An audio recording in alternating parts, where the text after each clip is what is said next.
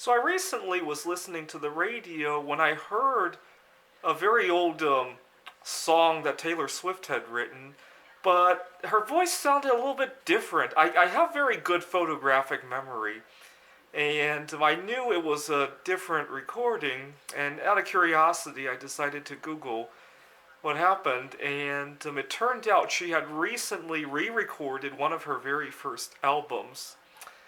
And when I watched the music video, I thought it was just a different version. I was watching it on YouTube. It had her dancing in her kitchen. And I couldn't. Later on, I learned that she had recorded it during the quarantine. That was her at home during quarantine.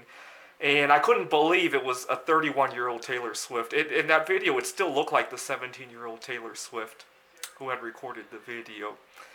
And it gave me a little bit more inspiration, added some fuel to my intermittent fasting and anti-aging, right? Because if you think about it, as wealthy as Taylor Swift already is, she basically just doubled her wealth right there by staying so young.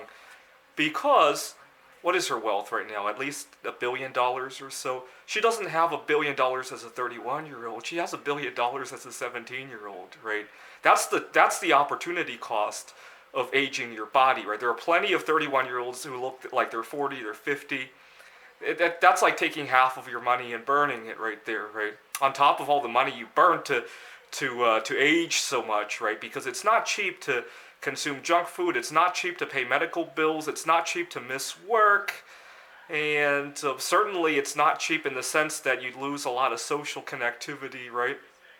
And so she has anti-aged at least 14 years. Now you think about the amount of investment return you can get on 14 years from the time you're 17 to the time you're 31. If you're making even a modest 3 or 4% growth, that's at least double right there, right?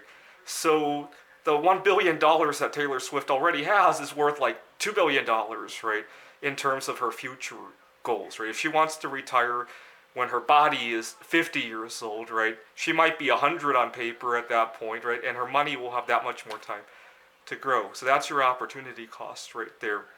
Now I hope to do, she'll turn 32 on December 14th, and I hope to do a 32-hour fast in commemoration of how well she has done with her anti-aging. Thanks for watching.